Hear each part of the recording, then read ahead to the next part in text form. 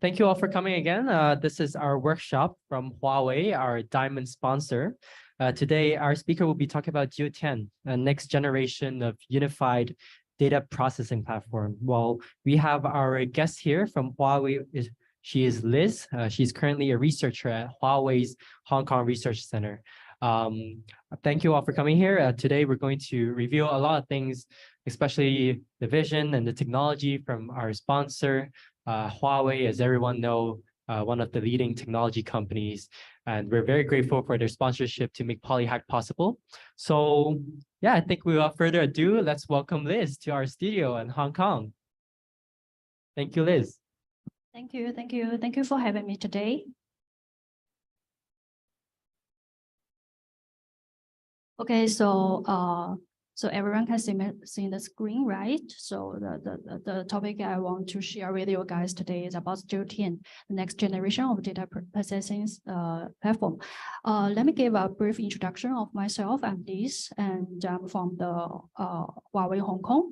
And the name of our lab is the Hong Kong AI Framework and Data Tech Lab.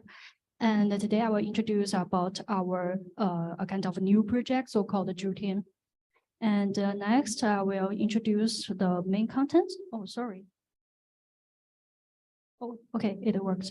The first of all, I will give you a brief introduction about some kind of challenges and also some kind of mainstream data techs that we are deploying now, and I will introduce what kind of challenges we are encountered with. And next, I will introduce JiuTian, the next generation of data processing platform, and it's a system that can help you to dig out more values from the data very quickly, and also organize the data with a good data governance and with the data quality guaranteed. And last but not least, I will give you some hints and give you some taste of our lab and what kind of projects we are now working on. Okay, the first thing is about the challenges for enterprises mining values from large volume data.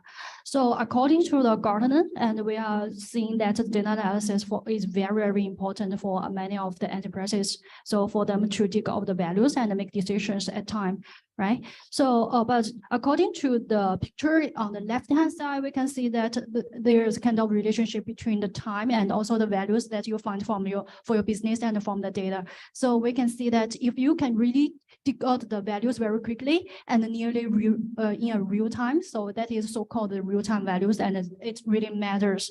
And next, we find that as time goes by, you can also find out more values, and which called the peak values with some kind of wisdom and even with more knowledge, because you are integrating more kind of tools such as the AI, and especially for nowadays, it's very popular to use some LLM and those things to help you to dig out more values from data. So that is the peak values. So that is a kind of relationship between the values and the time. And however, we know that time really matters, but what really decides the time that you will take? If you have some knowledge about maybe some computer science and even some kind of algorithm things, you know that the size and the complexity of the computing really matters. So it means that if the size of the data is TB level, PB level, is really large, and you are given limited resources. And on the other hand, the computation itself is very complicated. For example, to do some, for example, the machine learning and do some deep learning things, you will find that the computation itself is really, really complicated. So that means that the complexity will determine the efficiency as well. So we know that even though we are really trying our best to dig out the values very quickly and to find out in the real time, but sometimes the complexity and also the size of the data will make you feel that's kind of awkward because you cannot compute with the limited sources in a real time thing. Yeah.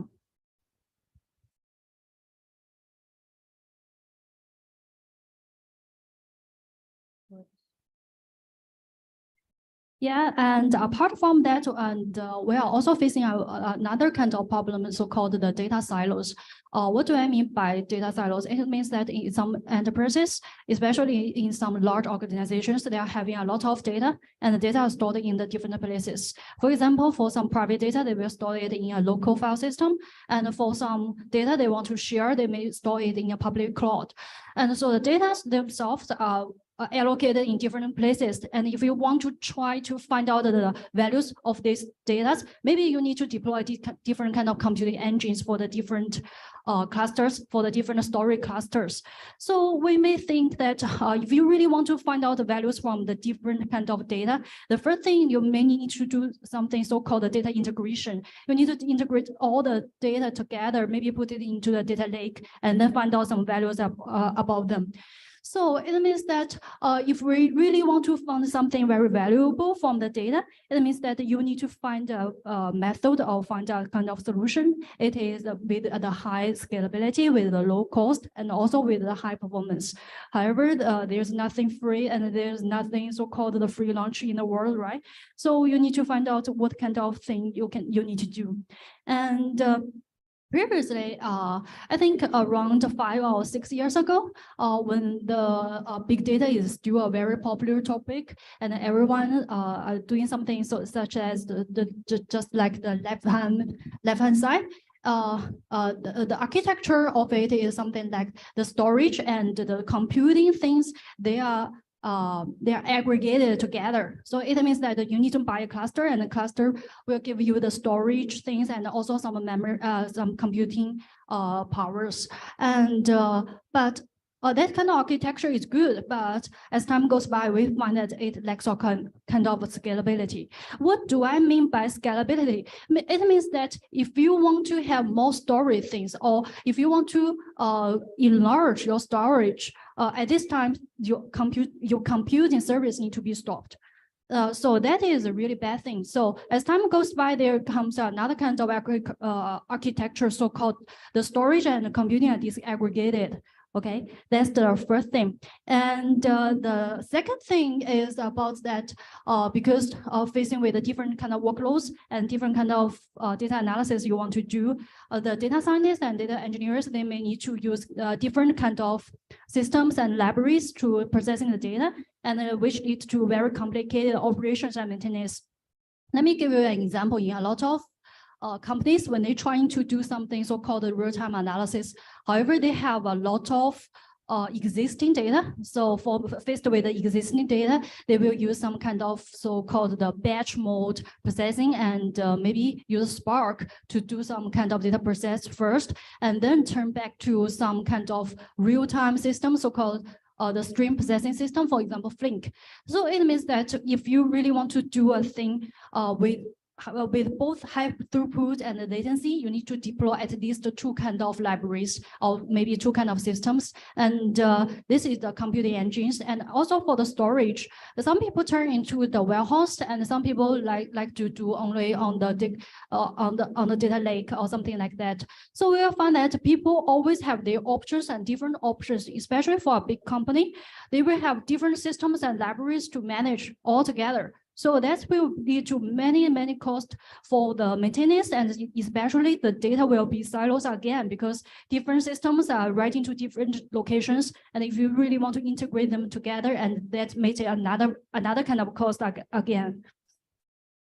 And for some details, you can refer to the table here. So for different kind of engines, they have different execution modes as well, but they both have the pros and cons.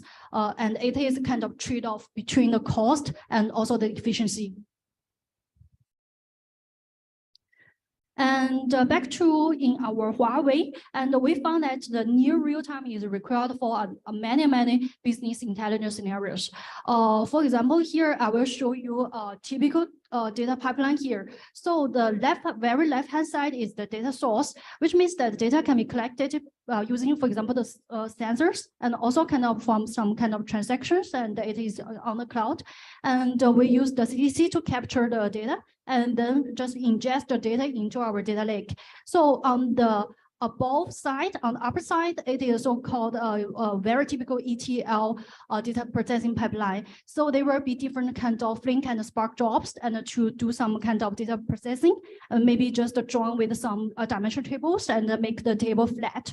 And then we'll store all the data back to a data warehouse, and that will be served as the source for the business intelligence. That is the one thing. And for this thing, the challenge is that the data size is really large, is TB level. And also the data is from different kind of sources. For example, it is from the OLTP system, and maybe the data is just uploaded by some system, such as the SAP system, and need to sync from other kind of systems. So they will, you need to think about some kind of design principles, such as the consistency and the latency thing. What I mean by consistency, it means that maybe the data, actually, it happens in one place, but when you ingest it into the data lake, however, you're processing it with a different kind of tools, it may make the data inconsistent, or maybe you will find out that there are some kind of errors over there, and it is really hard to debug. So that is the one of the challenge for the data processing pipeline. And for the here, the lower one, it is for the AI scenarios.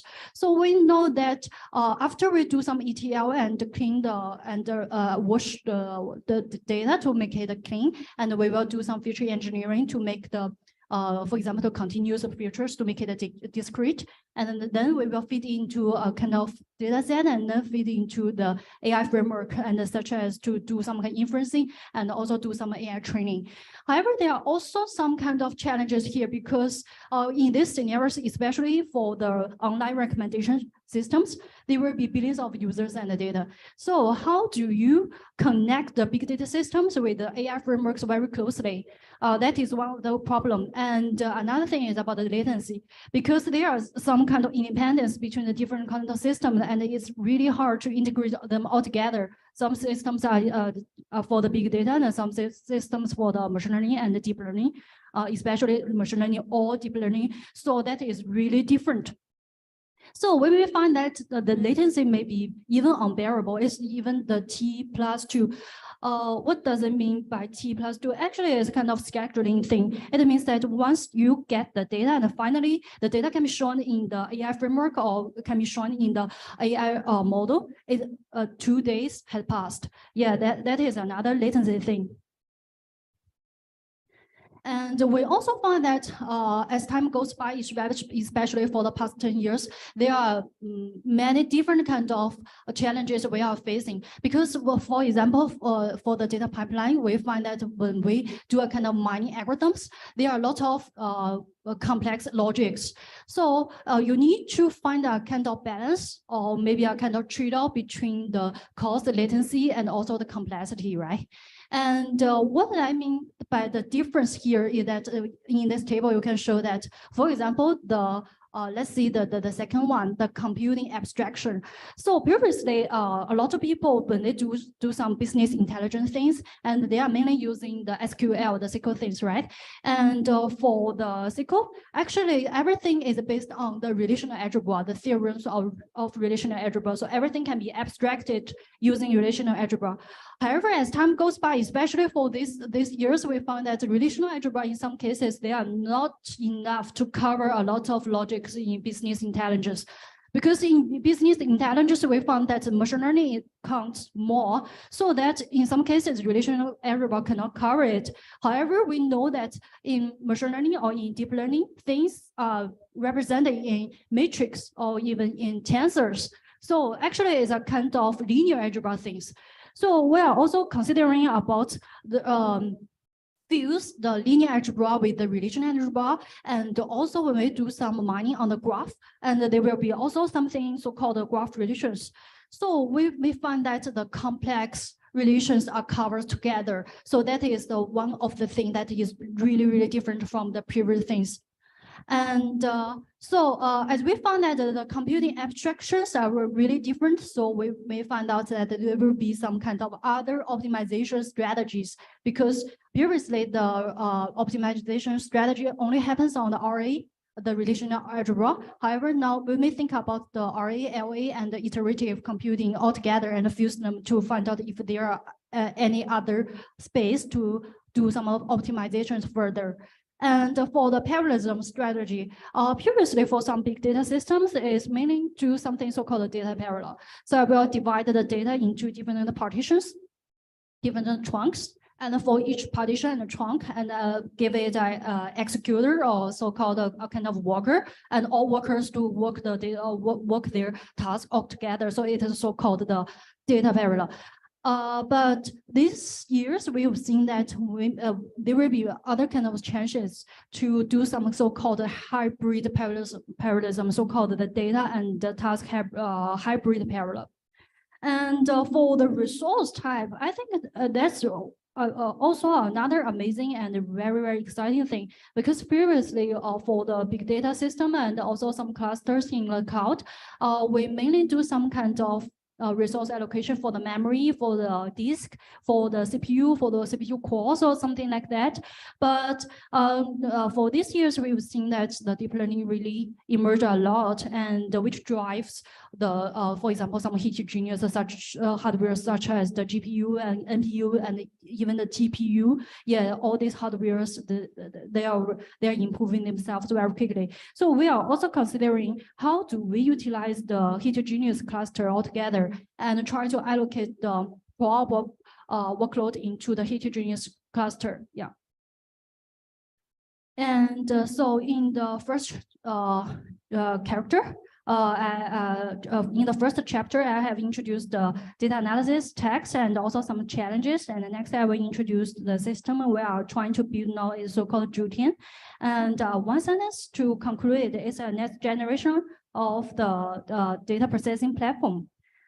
So as I introduced before that, we've seen that if you try to find out the values in the data and the so-called the data productivity, we really want to enhance our abilities to do it in a very quick time, in a very short time, right? And so we are really trying our best to do these kind of things from the very source and even to the last mile of the data engineering. So from the data source, we will consider different kind of data source, such as even some kind of IoT things and also some soft things, and then do some data ingestions and then back to our JiuTian engine. And then the JiuTian engine above the data storage, there will be some data transform and the data models, and it will help you to do the data processing and queries.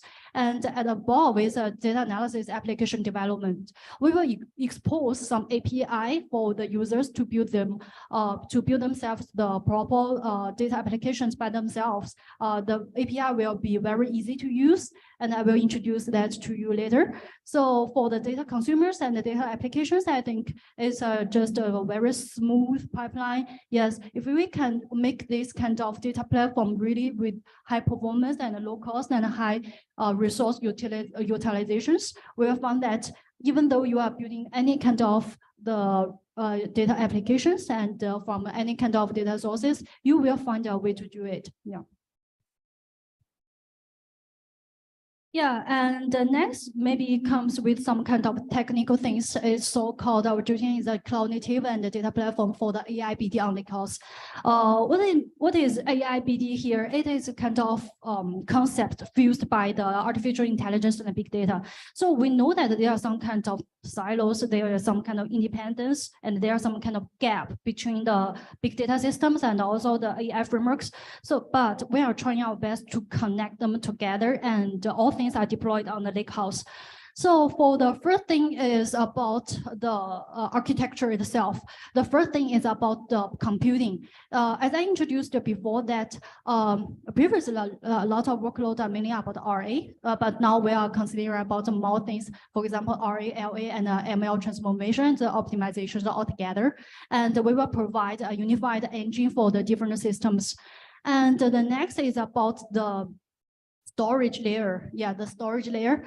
The storage layer is mainly to handle the data from multiple sources, and it will use a unified management on the metadata transactions. So can make the data for the lake house and also the AI framework, this kind of 3 different places, the data making it consistent. And also because the data, they are with consistent and we are managing them all together. So the data transmission will be high speed. You don't need to worry about the data ingestion speed because we are managing them all together. And also we will give a unified lake house and data ingestion into lake in the real time and enabling the real time analysis.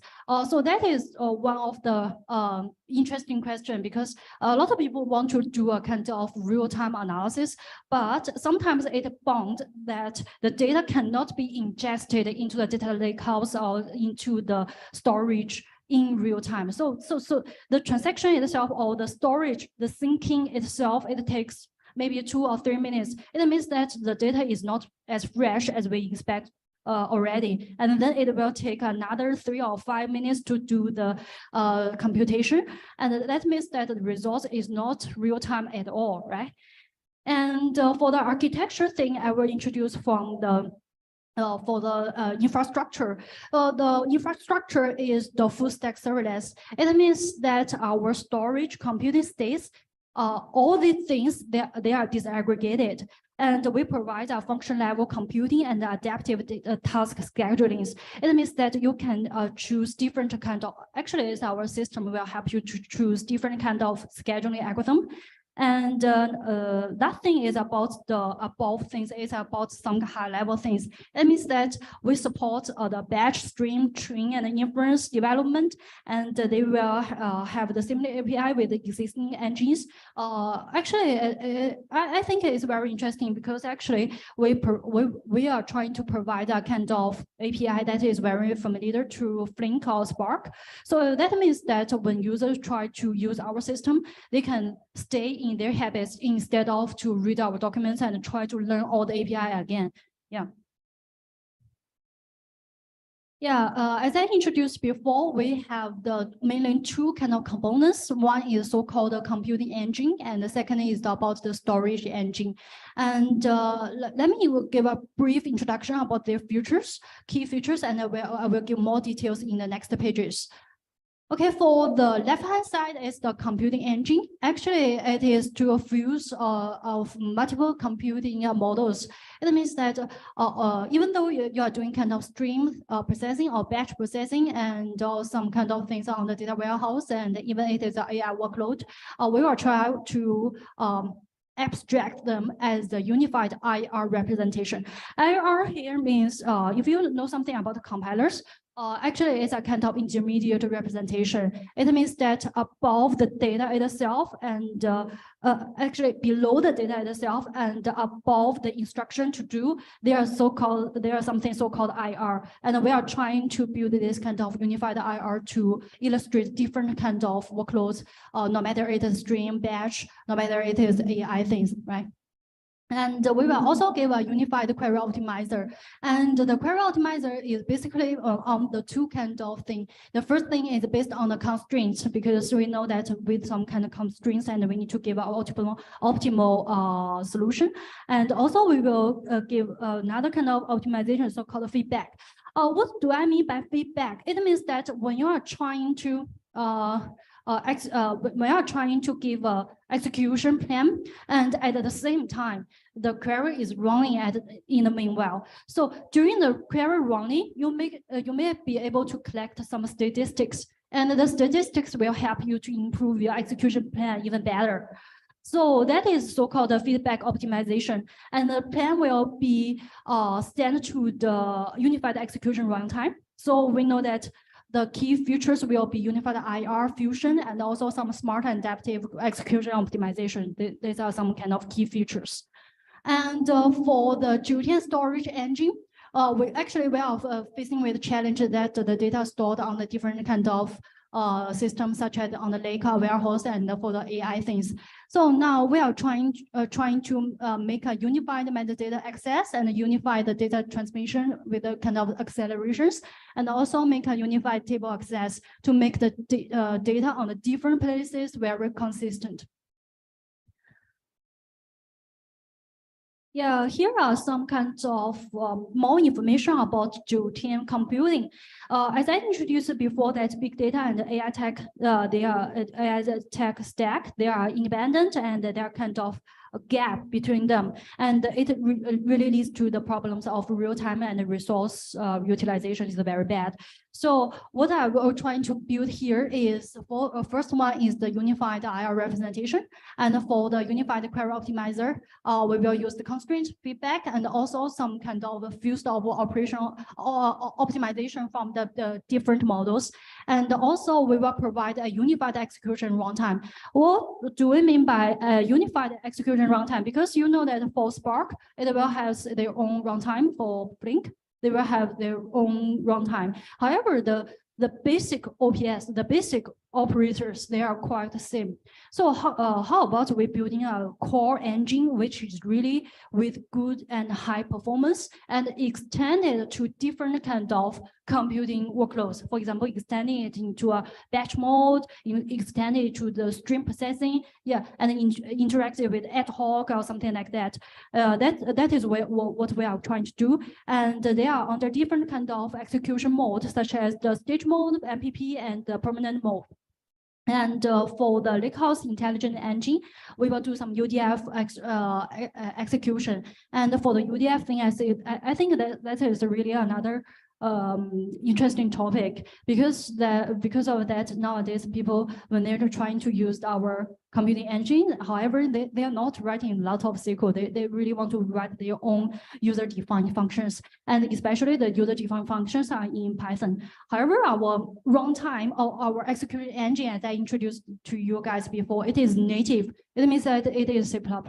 So that become a really interesting question. How do you run Python UDF very, very efficiently on a C++ execution engine? Yes, and that is also one of our research topic now.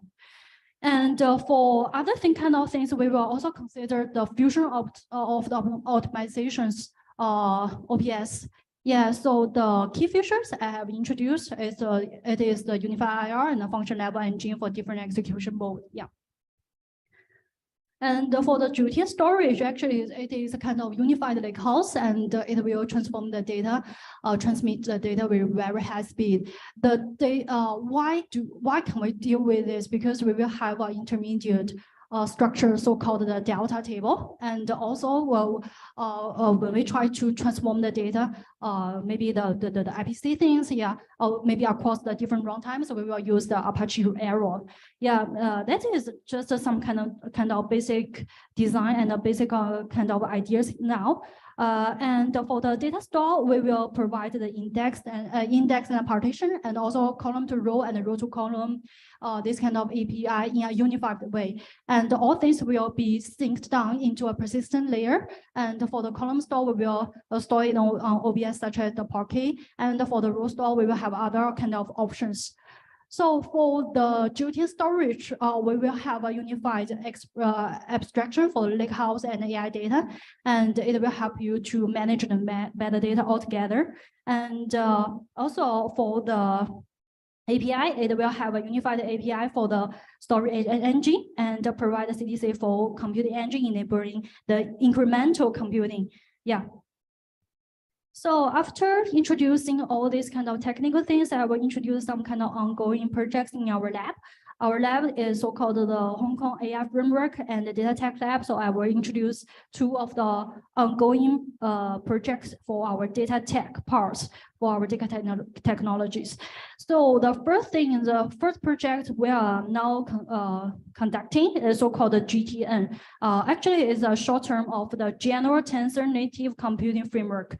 General Tensor Native Computing Framework. So from the left-hand side, you can see that previously we are doing something related to GiuTian computing engine.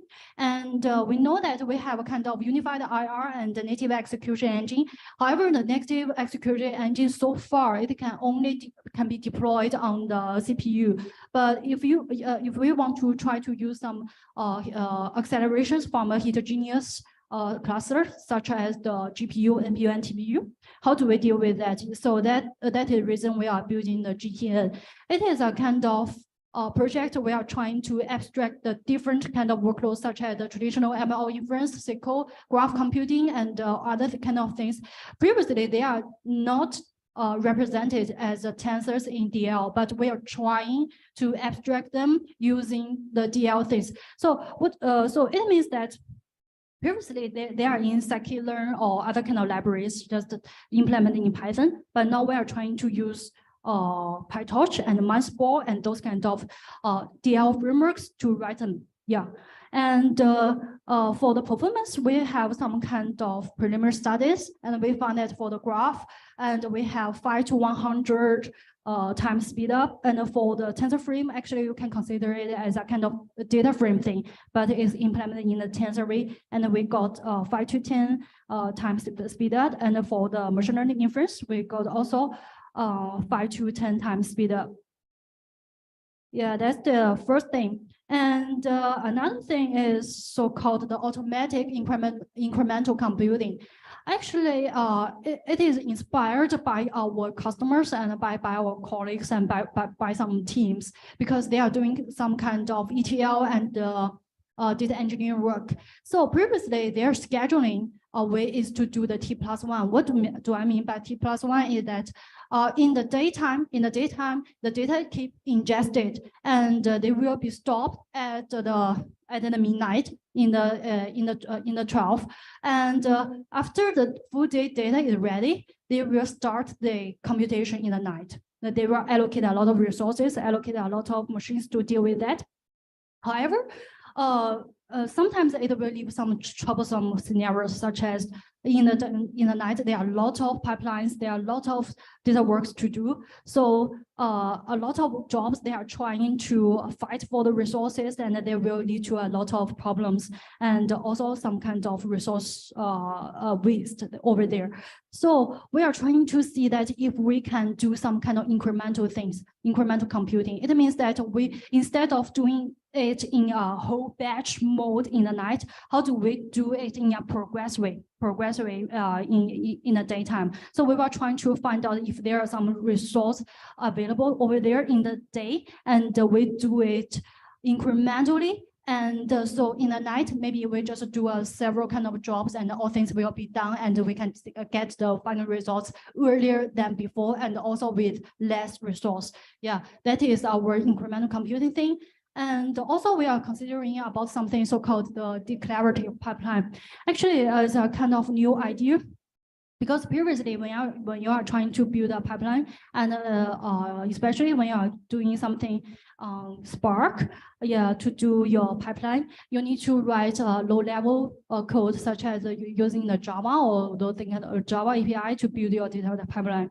However, now we are trying to see if we can provide a real SQL API, so that you can make your pipeline really declarative. It means that if you can read SQL, you can read my pipeline, what it's about. Yeah, so that is our key features of our automatic incremental computing. The first one is that it is real automatic. It means that previously, when some people really want to do some incremental computing, they need to know the logic. They need to learn about the linear, they need to learn about the relational algebra and also back algebra to know how is the incremental logic works, and then get them together and rewrite all the codes together, and that will maybe lead to 10 times of the workload again. But now we do it in an automatic way. It means that you don't need to worry about the logics. We will help you to generate automatically. So previously, when you write a logic, your previous SQL will be here, with not the lag and this kind of red highlight things. Without this, right? That is what you used to do, create table as something. But now we are trying to give it as with the new keywords. This can be done in an incremental way. And we will also consider some kind of further optimizations, because we know that it is a kind of pipeline thing, so different tasks are running in one pipeline. So we maybe consider to use the intermediate resource in the different kind of tasks, and let them share the intermediate resource, and that may help us to save some resource. Yeah. Okay, thank you. That's my sharing today. Thank you. Thank you, everyone. So let's open our Q&A session right now. I think our participants should have some questions for Liz. Once again, thank you for the great talk we had just now. So do you have any questions? Oh, I can read them. Oh, if you want. perfect. So we have a question by Jonathan H. There are free cloud service that does the core workflow. Are the workflow distributed across free clouds? How does the task distribution across the across their clouds work? I think there's a typo there. But basically, how does the task distribution across the clouds work? Okay, I see. You may consider as this. I think you are asking something so-called the multi-cloud, because we are trying to do something on the multiple cloud providers. But you know that the cloud provider is our Huawei. You know, so that we will provide a kind of API that you can do the data in the different kinds of cloud things. But actually, in that picture, it's a little bit misleading that it seems to be a kind of multi-cloud thing that you have different cloud providers and then try to integrate the data all together. Actually, no. In that page, I want to show you that the source of the data can be very different. It can be various in various ways. Yeah. I'm interested in about the 3 layers for for the architecture. I would say for the IR representation to the query optimization and up to the command execution, if I'm correct. So I wonder whether those parts are involved in using some technologies like AI or some data models, and those. Oh, so you are referring to some kind of query optimization, but using some AI things, right? Actually, that's a really good topic, because previously we are working on something so-called AI for BD and BD for and DB for AI, those things. But now it is actually no. By the time no, because I think one of the thing is that machine learning and AI, they have some kind of they may be wrong. But query itself, it cannot be wrong, right? We need to give a very accurate result. And this is the first thing. But second thing is that for the query optimizer, how about to try to using some machine learning things? I think we will try it, because in these years, we have seen that there are some kind of learnable index. So the index can be learned from the data. So that may give the index more robust performance. Yes, well, we will try it, but at now, we are not considering to use machine learning at the time. But actually, another thing is that actually there are also some research efforts about using some kind of big model, the LLM, to try to build some data engineering work. Yeah, we are also trying to do that kind of thing, because know that even though you don't know SQL, if you can speak, you know NLP, you know the natural language, and the LLM will help you to transform your language into a data pipeline. Yeah, that's also amazing. Yeah. So actually, we are trying very hard to integrate the AI system and the big data system all together. However, we just will try to resolve the gap between the different systems. And for the technologies to take some hints from each other, I think that will be another kind of steps we are trying to do maybe next year or in the near future. Thank you. We have, I think, one other question online. Is JiuTian available for us to use, and how should we access it? Oh, thank you. Thanks for your interest. Actually, JiuTian is now is not still under development, and maybe we will have some results this year, and we'll share more things such as the benchmarking and how is our performance now. Yeah, today I'm just sharing with you guys the architecture and the design principles of our JiuTian kind of cloud native and the next generation of data processing system. Yeah.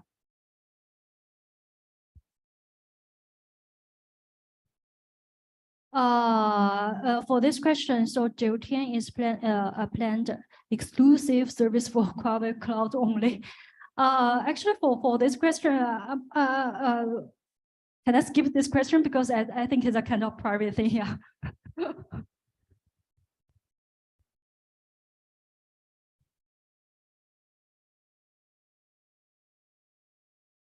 Yeah, because it's kind of some business plans. Yeah, actually today I'm just showing some kind of technical things. Yeah, so more technical questions are welcome. Sorry. I got another one here online. Is there any ongoing projects that uses JiuTian? It looks impressive. Oh yes, because now we are doing some kind of prototyping and also kind of POC, the proof of concept. So now we are trying to do some benchmarking internally to compare with the existing, the SOTA, the state of art. For example, we're trying to compare with Spark, for example, trying to compare with Spark. So it is only for the internal design and the internal use now. And maybe we will release our version, but that's not the technical things, okay. Actually, some other cloud and multi-cloud platform also do something similar now. Yes, yes, you're correct. Guanding, yeah, your opinion is very correct. And I think because as the technology improves and as the time goes by, all the technologies they are quite similar for my perspective. And especially for the data stack. And for example, for the past years, the data lake, the first generation is only just put things all to the object storage, put them all things on the HDFS and to the S3, and that is first generation. And the next is the second generation of the data lake. With some kind of SID guarantees and with some kind of time traveling, and some kind of computing engines can also be integrated into the data lake. And then it comes to lakehouse. So you will see that there are some big companies, they are trying to do this in, for example, the data lake, and also the disaggregation between the computing and the storage. And there are companies so-called Snowflake, and also for the lakehouse, there are a company called Databricks. Yeah, all the technology, the big companies, they are pursuing really similar technologies. Yes, and yeah, that is a really good question. And as far as I know, also some kind of other companies, they trying very hard to build this kind of unified engines, such as Meta. Yeah, Meta and Facebook, they are also doing the similar thing. They are trying to unify all the execution into the same engine, and then do some kind of extension to support different kind of functionalities. Yeah. For the combination, I'm looking forward to seeing us make use of technology similar to JiuTian computing or the incremental computing. That is a very tricky question, right? But I think if you'd like to use, you're welcome to use, and make sure that the technology just fits itself, because no one size fits all, right? No one size fits all. So you're just trying to see that if that technology really help you to deal with the situation, not only because, oh, that is something that I introduced to you about JiuTian or incremental computing, but it really matters if the technology can help you to solve some problems. Just trying to use it. Yeah, try to use it, but not just limited to something I'm introducing you today, because the knowledge is everywhere, right? And try to use them as much as you can. And Gabriel is asking, I was wondering if this might be related to the best Huawei award. Actually, we know that there's some kind of award so-called the Best Huawei Award, because Huawei is the sponsor for our PolyHack competition. And but it's not that related to that. You really need to do something really Huawei to win this award. Yeah, we will encourage, and we will try to see that if you really have a kind of novelty, or if you are really talented in trying to build some system and to solve the problem in a very practical way, but instead of just to use some kind of Huawei things or use some Huawei technology, On the other hand, I don't think any technology belongs to a company, right? And just go back to your books, go back to your papers, you will find all the knowledge and the technologies over there already. Yeah.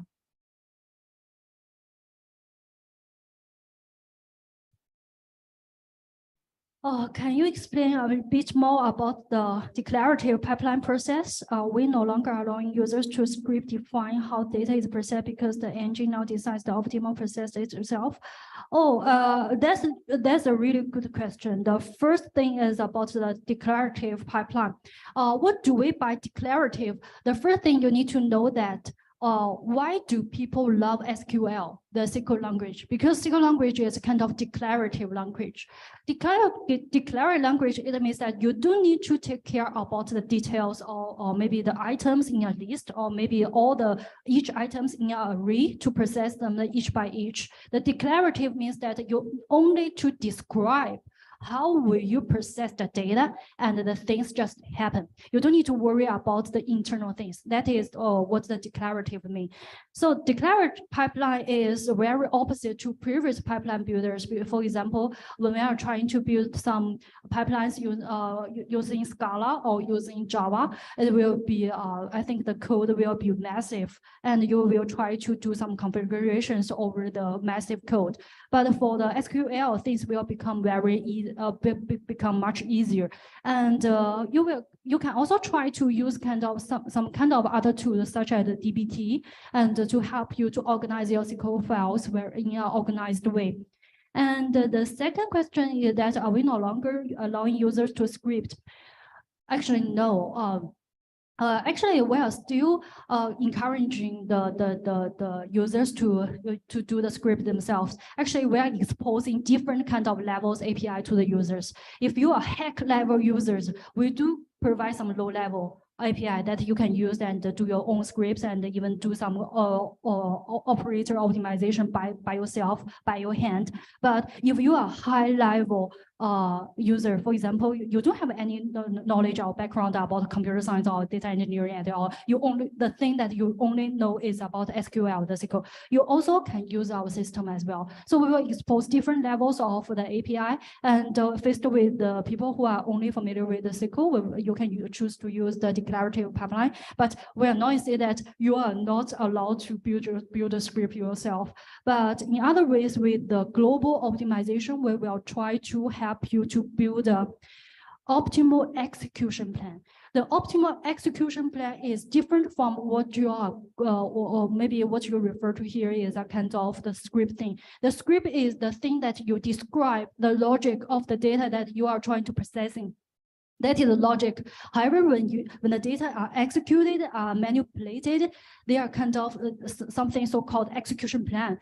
And the actual execution plan, it will determine, for example, for the join, it will determine it is a sort merge join or hash-based join or broadcast join. And this kind of join, actually, if you are a user, you don't care about it. You just need a high performance. But for our system, for our optimizer, we need to know that which kind of optimizer is the best for the scenarios, for your data, for your workload, and for your resource, and for your requirements of the latency. And that is what kind of optimization we are trying to do. We are not restricting your functionalities or your usabilities for the system, but we are trying to improve the performance of the query execution. Yeah. All right, I guess we're right on time to end this event. We're right now exactly at 4 p.m. Hong Kong time. Well, once again, from PolyHack, we want to thank you, Liz, for being here with us today in our studio in Hong Kong. Thank you all for joining our live stream. Of course, again, this will be recorded and uploaded to our YouTube channel for you to rewatch afterwards. Once again, thank you very much. We have 2 more workshops tomorrow. I guess that's all for today. Thank you.